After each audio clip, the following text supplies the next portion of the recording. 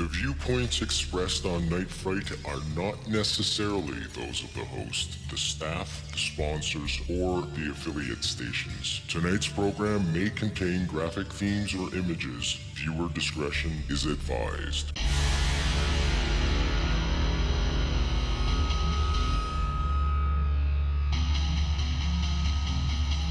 There is a time for question. There is a time for answers. There is a time to challenge. There is a time to speculate.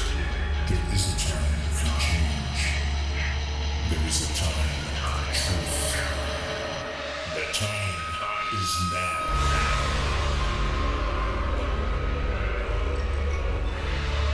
Welcome to Night Fright, your place in the dark for harmony and conspiracy.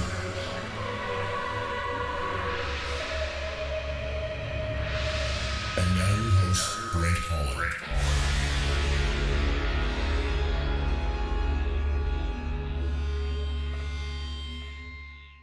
Showtime! Welcome one and all to Night Fright. I'm your host, Brent Hall, and get the coffee going, get the tea going, get a beverage of your choice going, kick back in your most comfy chair.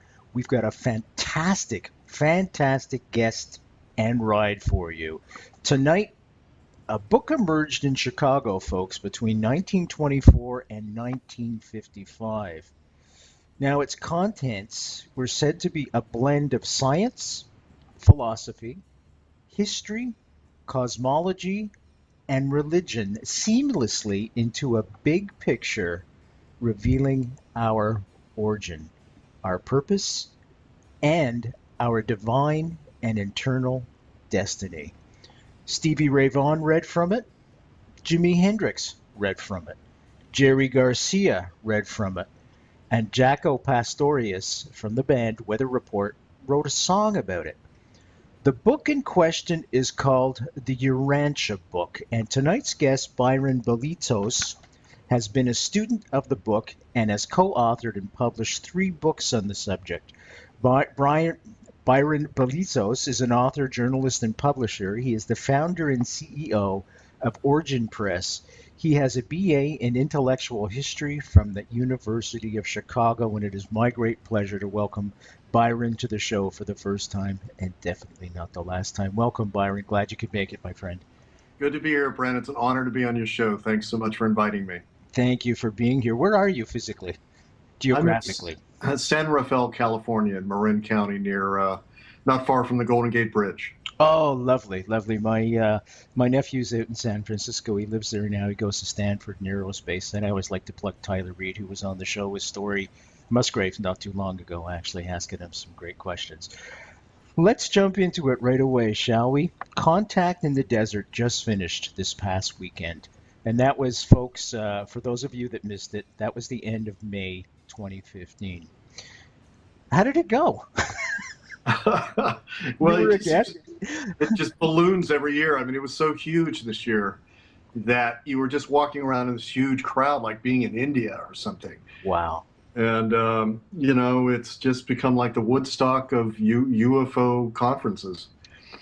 A lot of great speakers, and I was part of that, honored to speak there.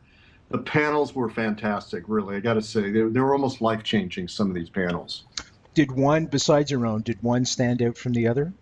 One in particular was the one it was more on sort of the future, where we're going, not just the ufology movement, but where's the world going? And it turned into kind of a political, like a political rally almost. Wow. Yeah, and I think a lot of that is due to Danny Sheehan being on the panel. Okay.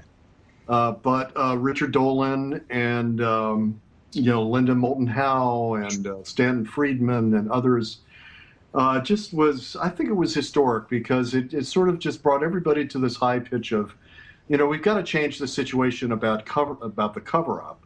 And how are we going to go about it? But then it got much bigger than that. It got into, who is doing the cover-up and what do we do about them? And how will we really transform the planet bottom up and top down? And, it was some pretty good rants on that panel, I got to say. And if there was ever a planet that needed to be changed from the bottom up to the top, Certainly, it is the planet Earth. And the planet Earth, folks, is the name for Urantia, if I'm not mistaken. And how did this book come to be? Right, the Urantia is the name of the planet according to the celestial authors of the Urantia book, who first approached these people in Chicago long before 1922. The date it began was 22, but for about 10 years, they had these discussions through a kind of an Edgar Casey type of person, but it wasn't Edgar Casey. But if you can imagine Edgar Casey, somebody deeply asleep, and then them speaking through this person, and the really big personality involved with this, human personality, is a guy named Dr. Sadler, who was sort of like the doctor who delivered the baby, which was this text. And so it took really 30 years to bring it through. So it's quite a long story. If you'd like to get into some of the basics of the story, I can go further. Yes, let's do that right away. And it's a fascinating story. And according to the timeline that you sent me this afternoon, this is the newest installment of if you will, of new ideas, new thoughts since Jesus. And there are 7, if I'm not mistaken, epoch leaders. And what's curious about it is there is more than just Jesus involved. Maybe a better explanation could come from you than what I'm trying to get across to the folks right now, because you're the expert, my friend. Where should we start? Should we start at the very beginning with the planetary leader? Or should we... Might as well, since this is the talk I gave at Contact in the Desert. It's pretty fresh. They're not actually into one individual in every case, but normally they're one individual, a celestial being who incarnates. And of course, we think of Jesus as, most of us, or many of us think of Jesus as an incarnation of divine being. Previous to that, way far before that, was an incarnation of 100 avatars 500,000 years ago. Now that sounds kind of odd, but it's the timeline of Zechariah Sitchin also, that the Anunnaki came about 500,000 years ago. So this is the same timeline in the sense that that's when they came, and then he has a period of kind of the rebellion about 200,000 years ago, and that's the same timing too. But what happened and who the beings were is rather different in the Urantia book. But it's interesting, it's the same timeline. So the first group that came, these, on a normal planet, what happens is, apparently every normal planet has a capital city that is founded by higher beings who incarnate. And we are an anomalous planet in every way. So we had such a capital founded 500,000 years ago by these beings who incarnated, 100 of them, along with the main personality was unseen. He was not incarnate. And this is like the general manager of the planet in the celestial realms. Byron, could I just interrupt you for a second? Now, when you see incarnate, are they spiritual beings, beings of energy, and they manifest themselves on this planet in a physical realm? That is correct. They take on human bodies, and that's a complicated story, but yes, that's what it is. It's a physical manifestation. They literally build their bodies for them, and they inhabit them, walk into them, you might say. So just to jump ahead, so imagine then that there are these 100 beings with a kind of celestial entourage. And they actually built this capital city it's on the Iranian coast, it's the Persian Gulf area, right on the coast there. And that city is under the waves there, can be discovered, according to the authors of the Urantia book. But it went down below the waves a long time ago because they had a rebellion in the celestial realms. And this is the rebellion story, which is at the heart of the Urantia book. So jumping ahead 300,000 years. So the rebellion of the celestial realms caused pandemonium in this city. sounds like a fictional story, doesn't it? But this city split into two groups. One group went north, and the other group remained in the Mesopotamian area, near the Tigris and Euphrates, actually. So these two groups were in opposition, but the sort of the good guys who remained with the divine plan were not at all warlike, but the so-called bad guys began to interbreed with the humans, and that's the source of the legend of the Nephilim.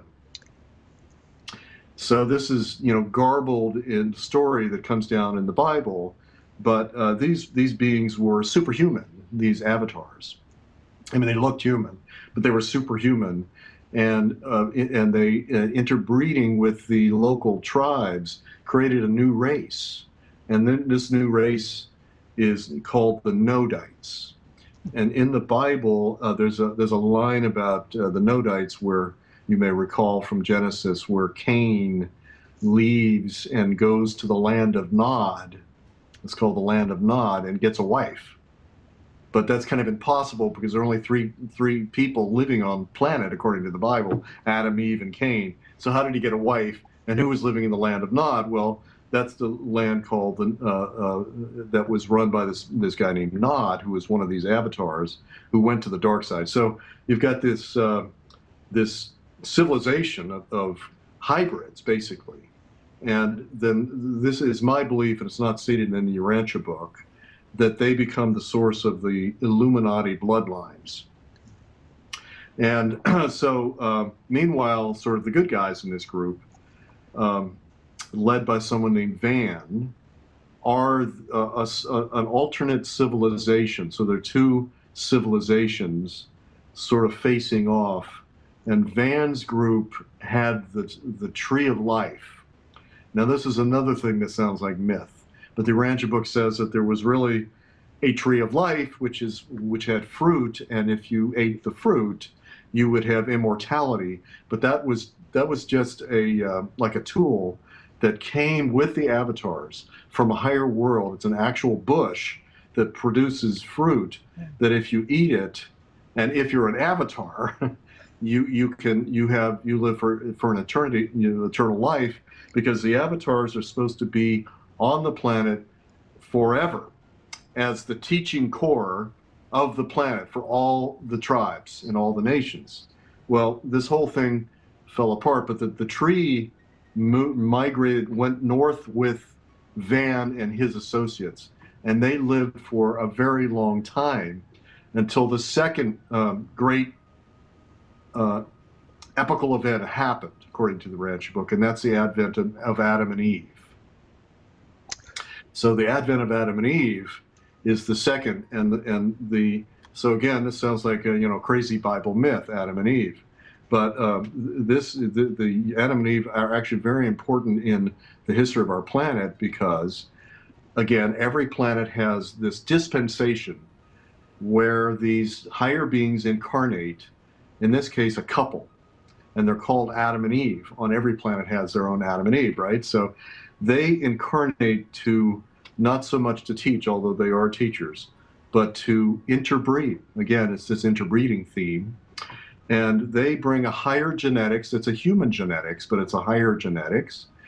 And so our human genes are evolving over, thousands, hundreds of thousands of years. And when they hit their peak genetic evolution, then they peak out, and we can't really evolve anymore unless we get an infusion from the outside. So this infusion from the outside is when biology has reached its limit.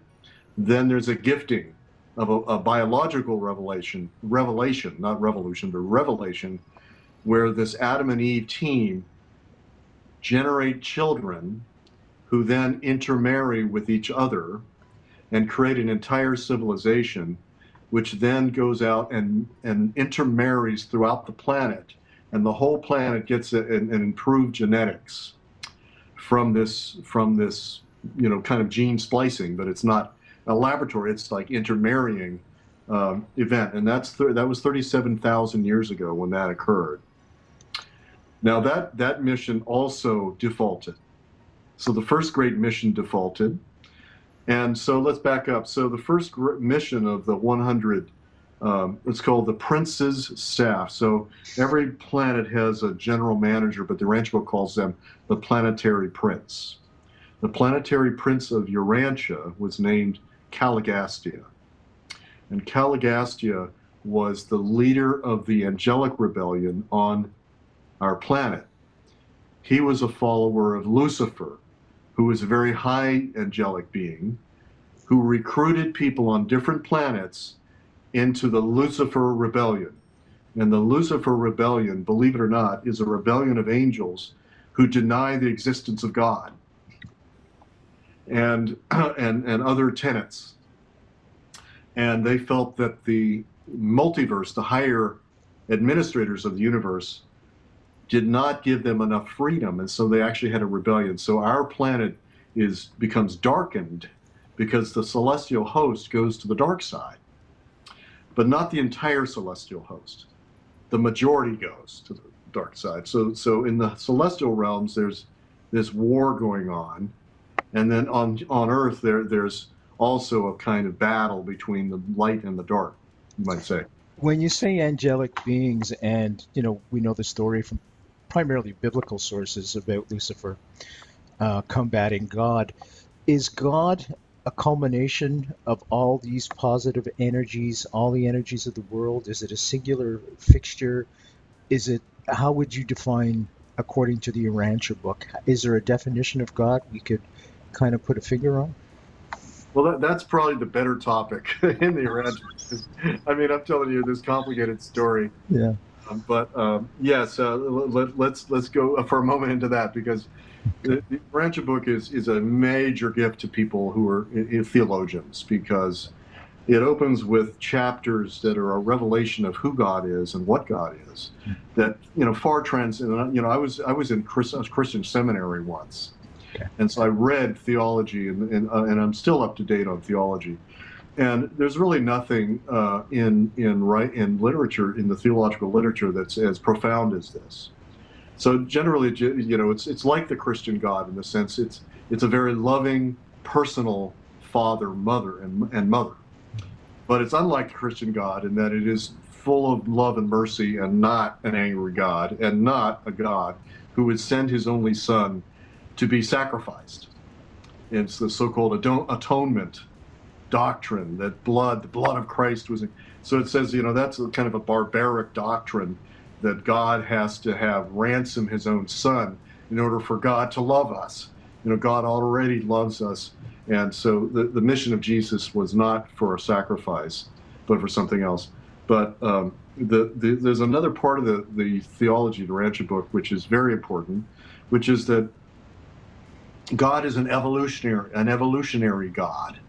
In other words, God is existential and infinite and eternal, but there's a part of God that evolves with us.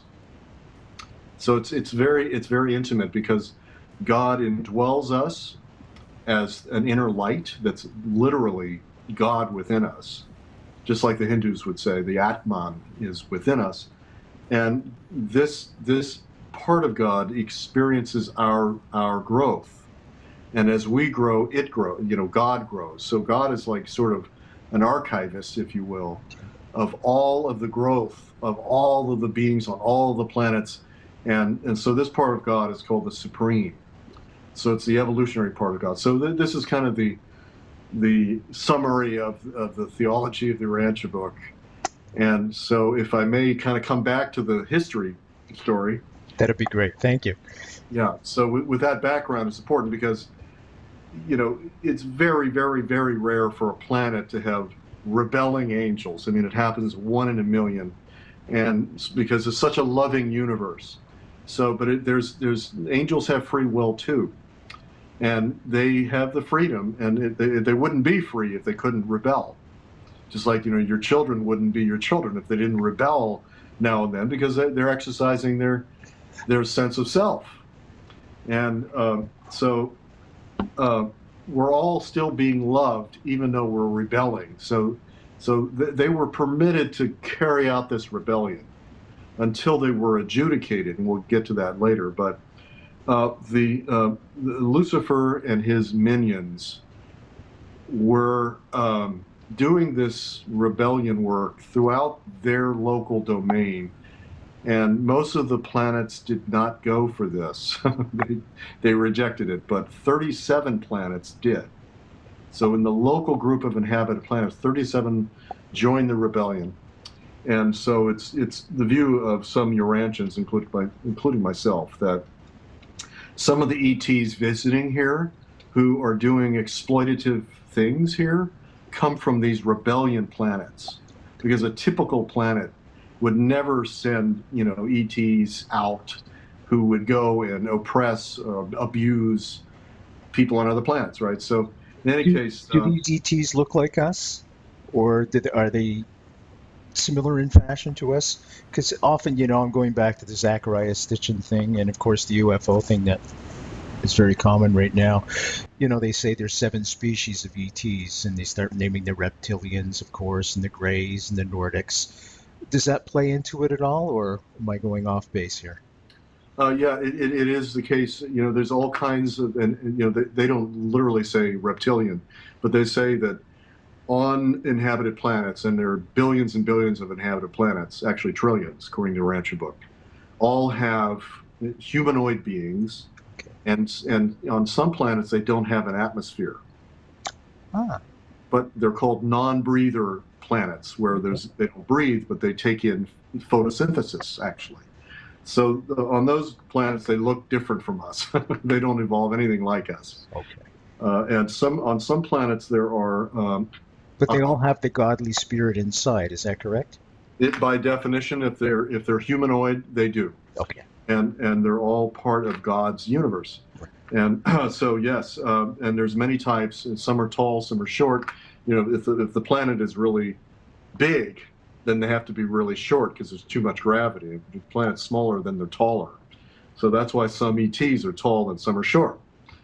And it has wonderful chapters about life on other planets. I mean, everybody should read those that are interested in ufology, because it has like a whole chapter on government on another planet, how they run their government. They have like a kind of a socialist government on this planet. And so ETs are hovering around all of this thing, all of this. You have to move to Canada for that. I'm just kidding, folks. I'm just kidding. But we do have Medicare. Right, exactly. That's why I tried to move to Canada. I tried to get a job in Canada. Right on, buddy. Several reasons. During the Bush era, I tried to get out of here. I almost got a job in the mining business, believe it or not. Is that right? Where? Yeah, well, that's a little company. Yeah. That I knew and consulted to, and helped them with their. I do business consultation, and I was just desperate to get out of here during the Bush era, like many of us. Were you trying to get to a place called Sudbury? To Vancouver. Oh, Vancouver. Okay, we'll talk about that after off air. Yeah, maybe we'll get to that. Okay. Yeah. Anyway, we have lots of good tangents here, but yeah. Should I get back to the history part? Please do. I apologize for going off. No, it's all fun. So the fact that we had this rebellious angelic host meant that when Adam and Eve were here, they were under attack by these beings. Adam and Eve could see them. They could see angels, right? But they're physical, they're on the ground. And they kept trying to persuade them that you don't want to go with the good guys. You want to go with us, the bad guys. They didn't put it that way, but Adam and Eve eventually got worn down. And so the Bible gives you this mythic version of what happened.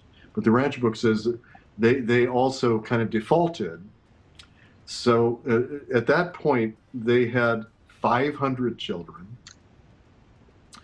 but they're supposed to get to thousands, many thousands of children, and their location is the island of Cyprus in the Eastern Mediterranean. And I want to do another tangent, which is to tell you about the expedition that we did to the site. I don't know if you know about this. So Urantia people believe that the Atlantis is the same as Eden. It doesn't say that in the Urantia Book, but it might as well say that. So this is actually an an Atlantis site. And the History Channel bought the rights to the book that I published.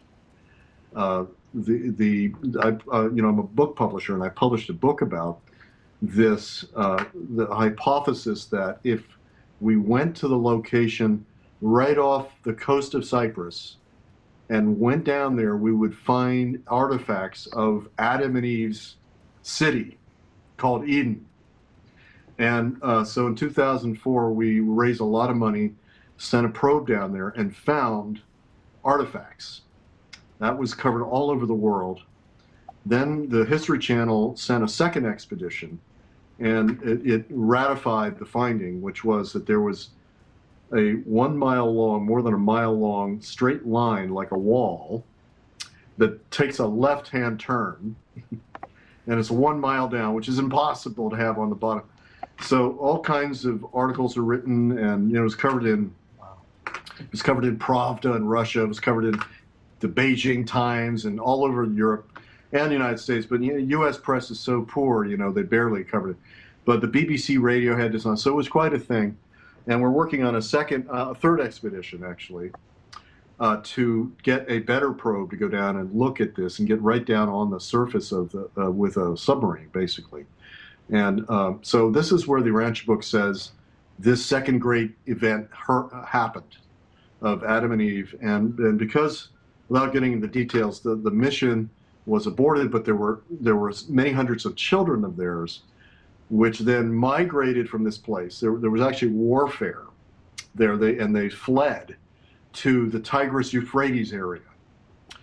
And when they got there, so 37,000 years ago, they became the source of what we think of as the Sumerian civilization. So this is way pre-Sumerian. And all the stuff that Sitchin is reading, you can read it a different way. Particularly if you're a better scholar than he is, and you can locate these items from the Urantia Book in those records. That's what we believe, and that's what the book I published is about. That this was actually the source civilization for all of the European, Middle Eastern civilization, and their progeny. So think of it this way: these are the great grandchildren of Adam and Eve. They have a higher genetics. Their genetics is somewhat more advanced.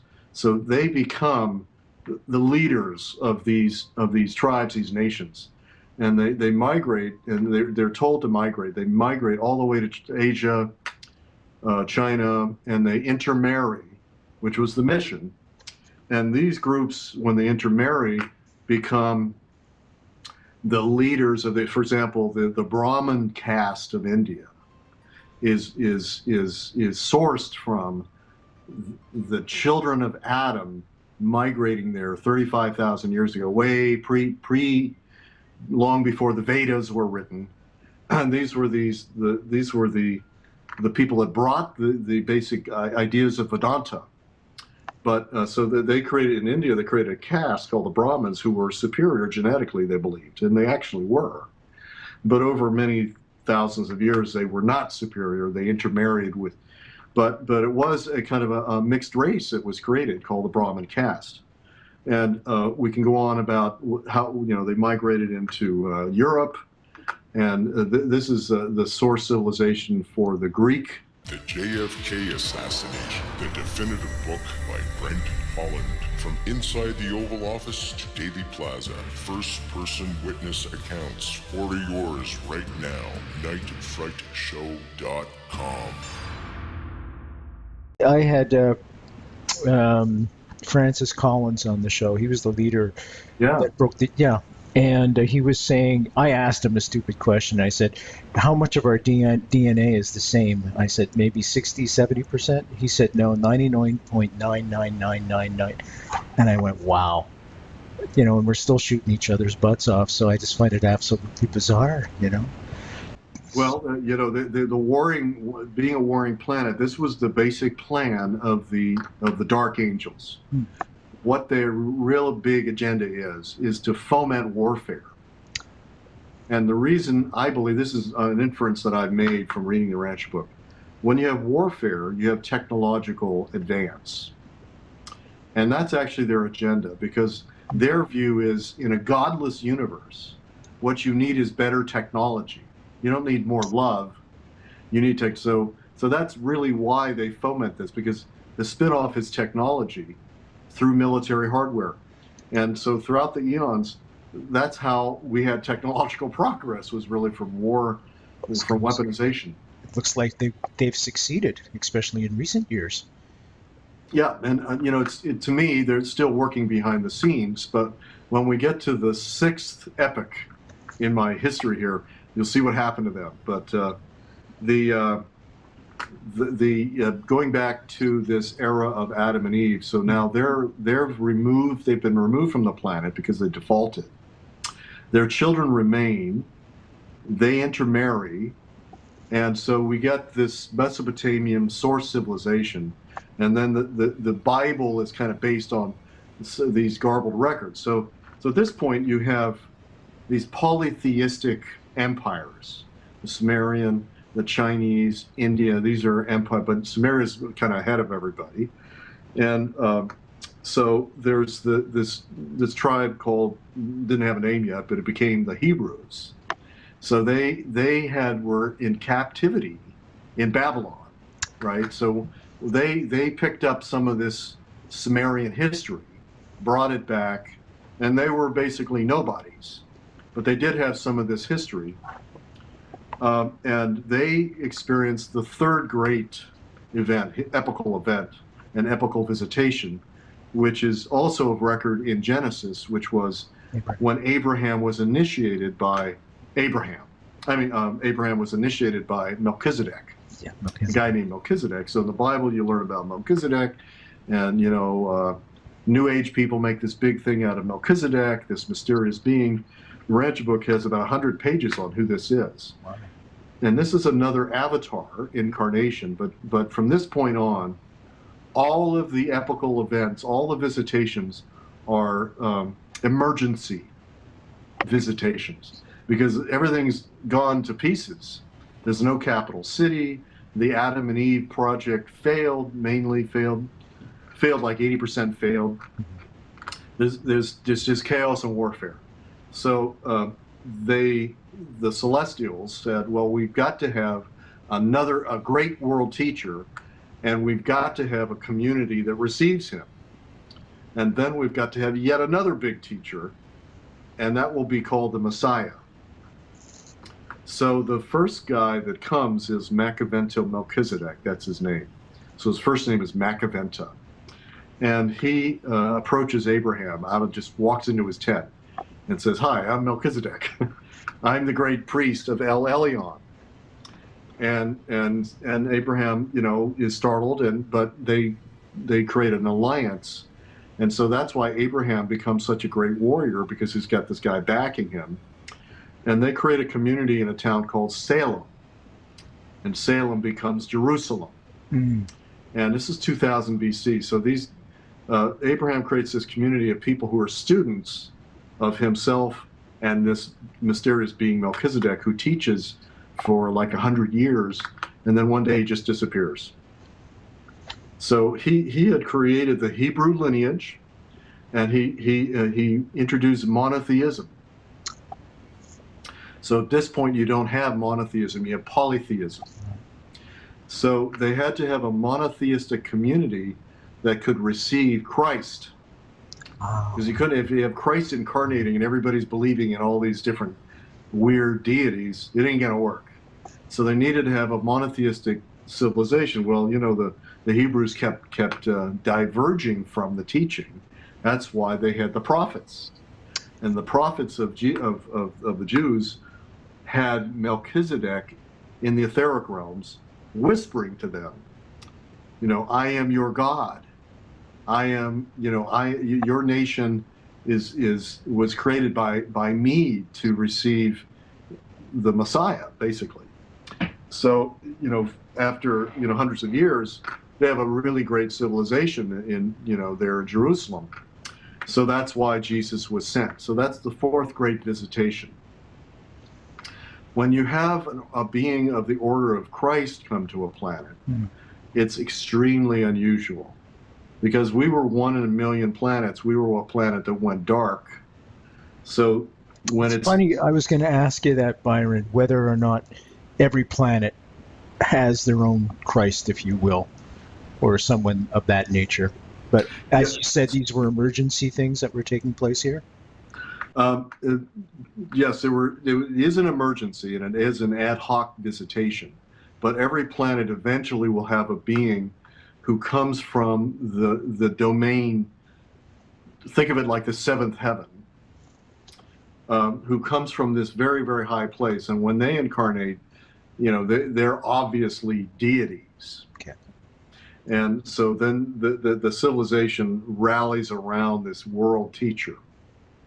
But Urantia, our planet, didn't rally around Christ. They killed him. And so that's how dark this place is, because this is a deity incarnating, who, according to the Urantia Book, is a creator being. If you're a creator deity, it's really rare that they incarnate. But he came, because they're so loving and merciful, they'll go into the worst places. It's like Mother Teresa going into the worst, hovels in India, in Calcutta, because the love is so great. And this is the same idea of Jesus going into planet Earth. I don't want to go too much in the Christian realm, but that's what I'm most familiar with. And was Lucifer behind the killing, the murder of Jesus? Yes. Okay. Yeah. Yeah. Is Lucifer still here with us, and is he in a spiritual realm and he just manifests whenever he wants? Yeah, it's like this. Lucifer is, this is a tiny bit of more background about him. Okay. The Urantia Book has divisions of 1,000 planets, 100,000 inhabited planets, 10 million inhabited planets, then even bigger divisions. He was the chief angel of the 1,000 local planets. So he's still running these 1,000 planets, right? No, I'm sorry, take it back. He was removed after Christ came, and the Bible tells that story because he confronted Jesus, right? And right after that, he was removed and put in a prison world in the etheric realms. But it's sort of the legal structure of things is that the local contact of Lucifer, who was Caligastia, as you recall, is the local, like, general manager of the planet. He can't be removed without a court case. So they actually had to do a court case to remove this guy. And he wasn't removed until 1987. But the minions around him were removed from the planet and on the day of Pentecost. Oh, isn't that interesting? Okay. So Pentecost was like a huge exorcism, because it was the pouring out of the Holy Spirit on all humanity and on the higher realms too. So that was sort of the end of demonic possession, according to the Urantia Book. But there's a footnote to that we can get to. But generally, they had no more ability to possess your soul after Pentecost. But Caligastia is still allowed.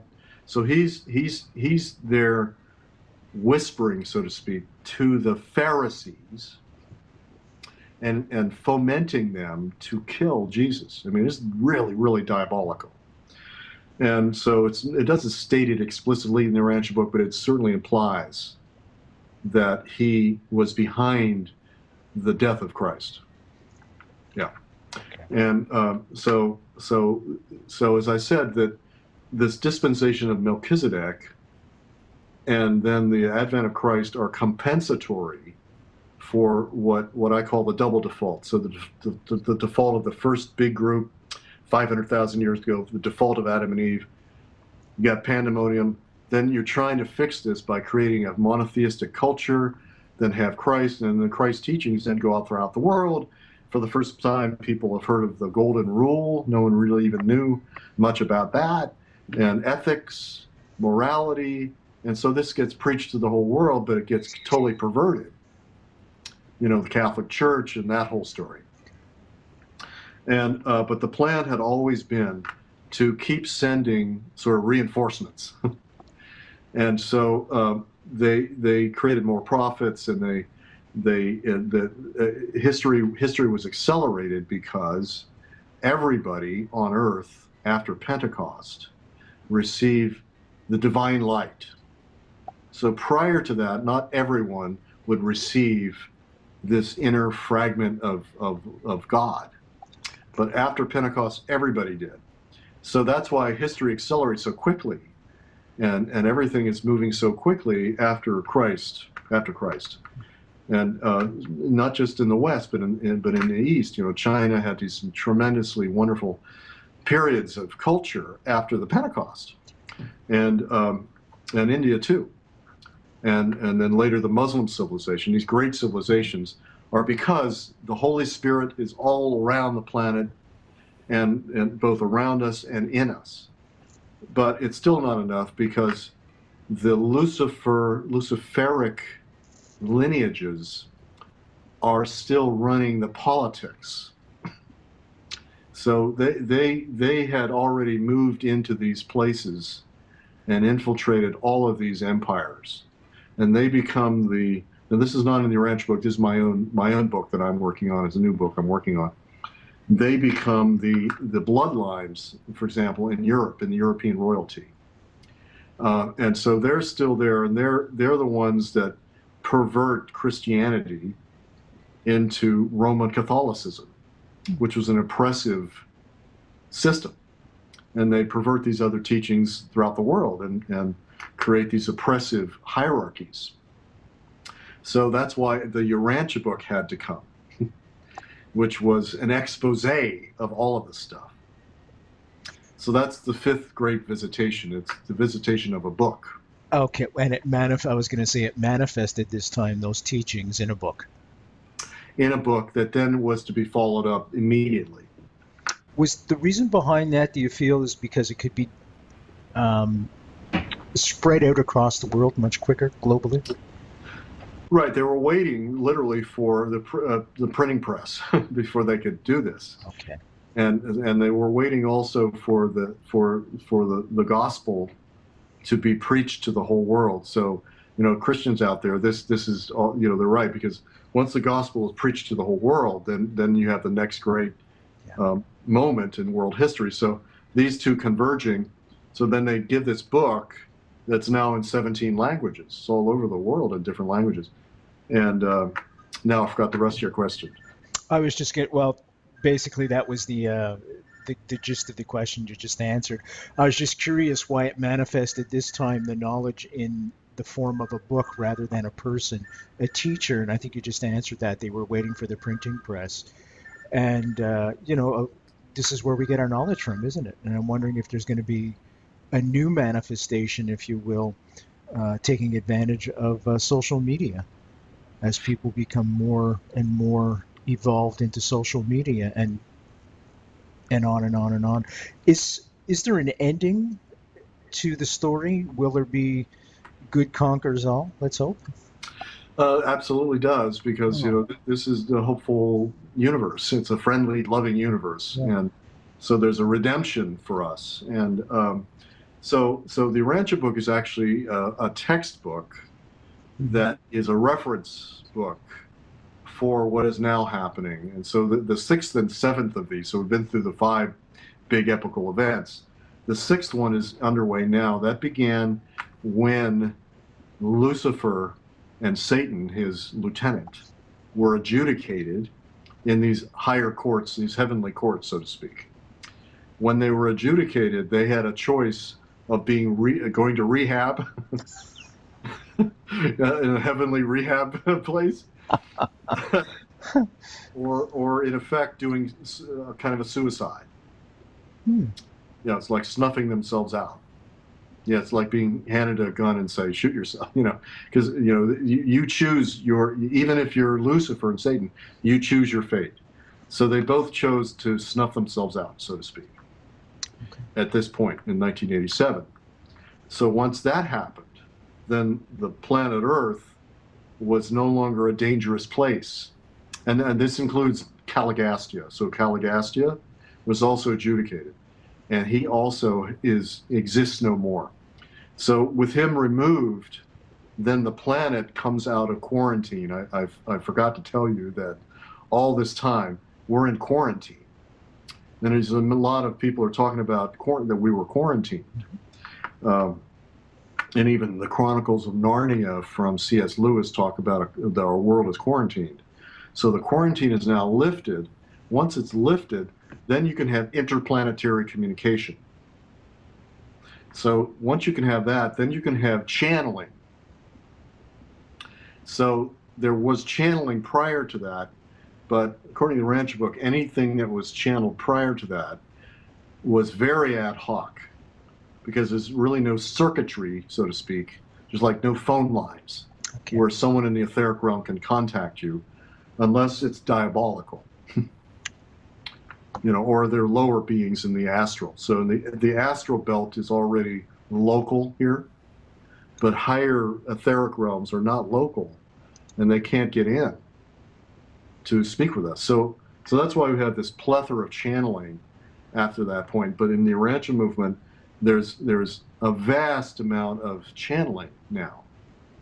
And so those are the book that I sent you is one of those. Okay. It's transmission. And so then there's one more stage, and that's incarnations will occur again. Okay. Yeah. And there'll be a world teacher, and it's imminent.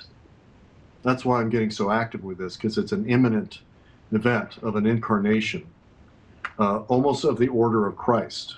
Are there prophecies that are inside the book of Urantia as well? As there's prophecies inside the Quran, there's prophecies inside of the Christian Gospels, and there's also prophecies, of course, in the Torah.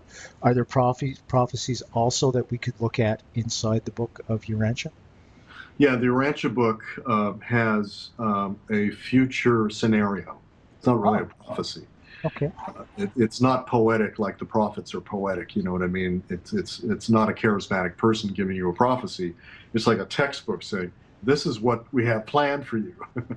So what they had planned is this redemption, this what I like to call compensation, which is the Urantia book, and then you'll be taught, and then there'll be this mission called the magisterial mission. And the magisterial mission is this word magisterial, meaning it's like a magistrate. So this being who incarnates is like the magistrate. He's like a judge, but he's not like an angry guy. He's not coming back. He's pissed at everybody. Thank God, because I'd be in deep trouble, buddy. Let me tell you.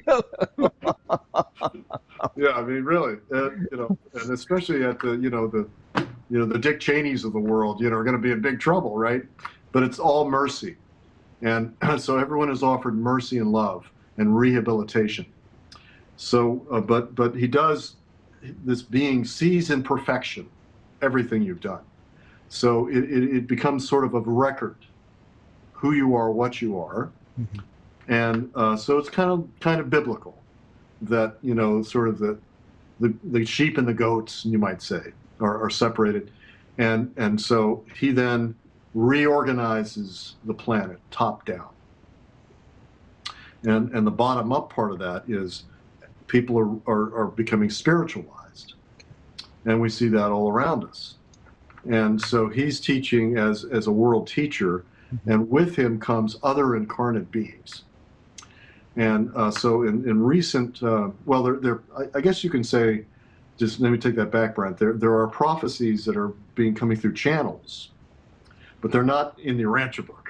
They're coming through individuals, like the book that I just published called The Adventure of Being Human, and you can find that out at my website, all about it, my website, evolvingsouls.org. And by the way, folks, www.nightfrightshow.com will have all of Byron's links there and links to his books as well. And just click on, as always, just click on tonight's guest's picture. That'll take you right to a spot where you can order his books, take you right to his website as well. Far more information on his website than we'll be able to cover tonight, obviously. Well worth the look and well worth the reads in all cases. Sorry to interrupt you, Byron. No, that was good, Brett. Well said. Thank you. The prophecies, if you will, have come through a number of Urantia Book readers. And the latest is that the magisterial son, who seems to have two names, he's got sort of a corporate name, you might say, which is Mongeronson, and his personal name, which is Sarara. And he has spoken for about 10 years through channels. We've got thousands of pages of his statements, and they're very specific. And he's teaching at this high level about how he wants to see the reorganization of the United Nations and how we're going to become sustainable and all sorts of great things like that. And one of the books I don't think you know about that I published is called Healing a Broken World. And Healing a Broken World is actually his first and primary teaching on sustainability. He calls it social sustainability. And, you know, we talk about environmental sustainability, and he says you're never going to get environmental sustainability because you're not socially sustainable. You're just falling into pieces.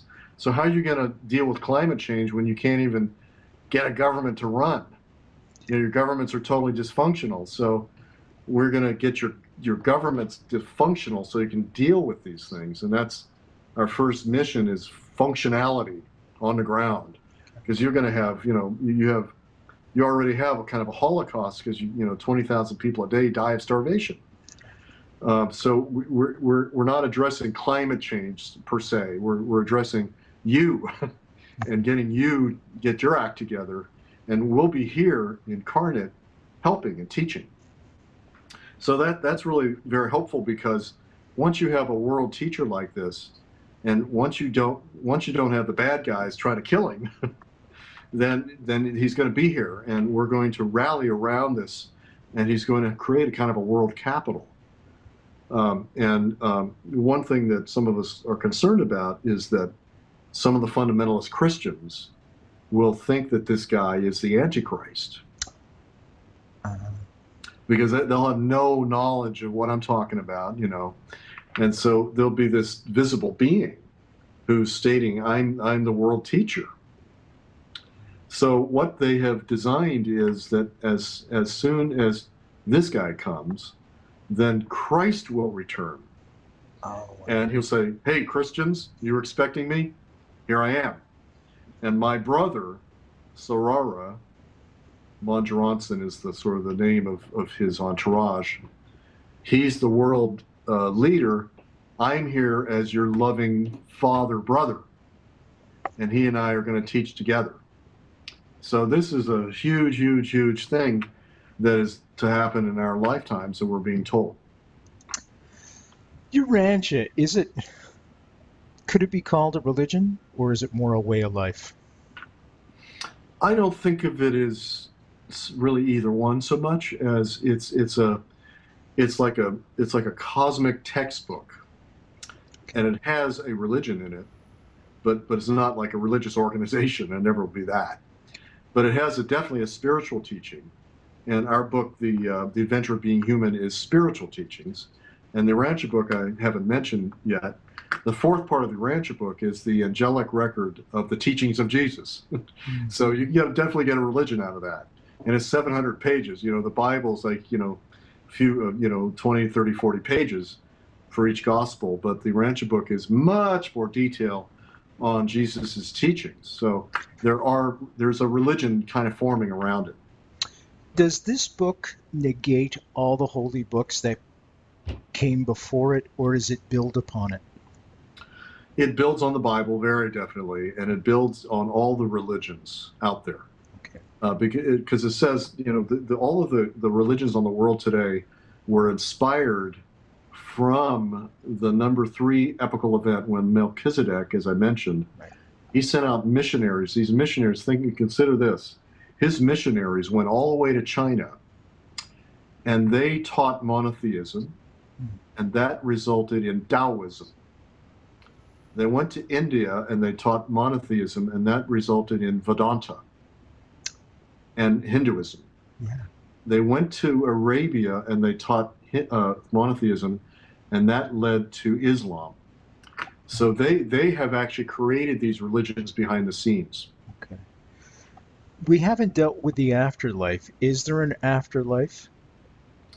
That is really the best part of the Urantia book for many of us who are aging, because the part about the higher worlds Yes. is so much wonderful detail.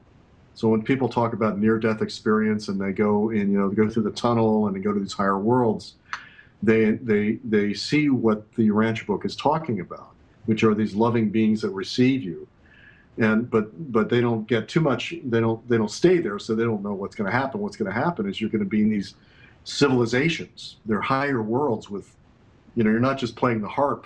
You're living with others in a body, but it's an etheric body. It's a higher body. Okay. And you continue to live forever.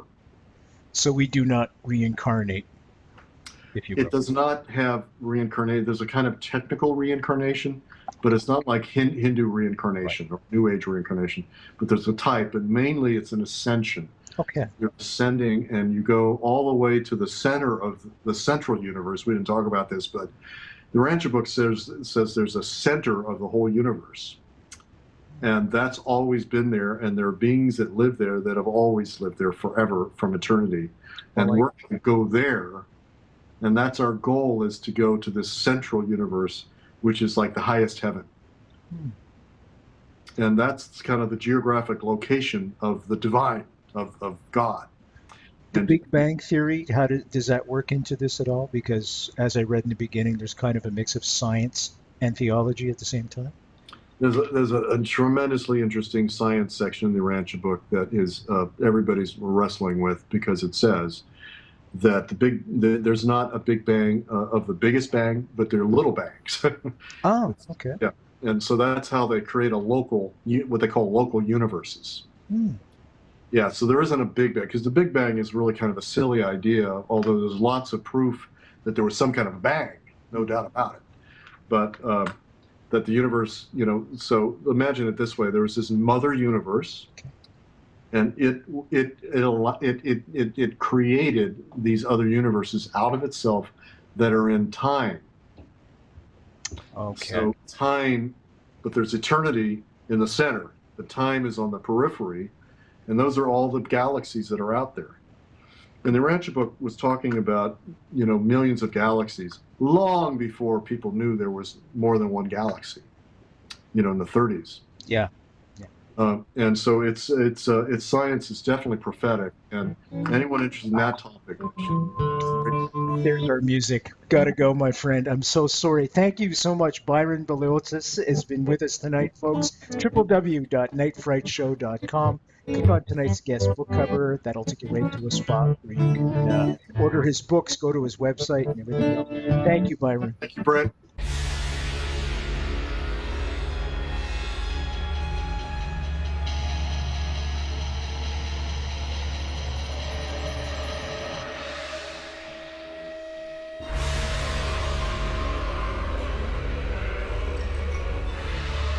You're listening to Night Fright and your host, Brent Hall.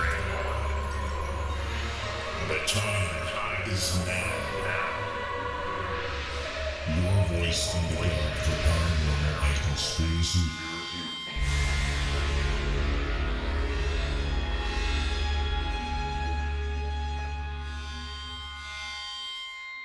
The JFK Assassination, the definitive book by Brent Holland. From inside the Oval Office to Daily Plaza, first-person witness accounts. Order yours right now, nightfrightshow.com.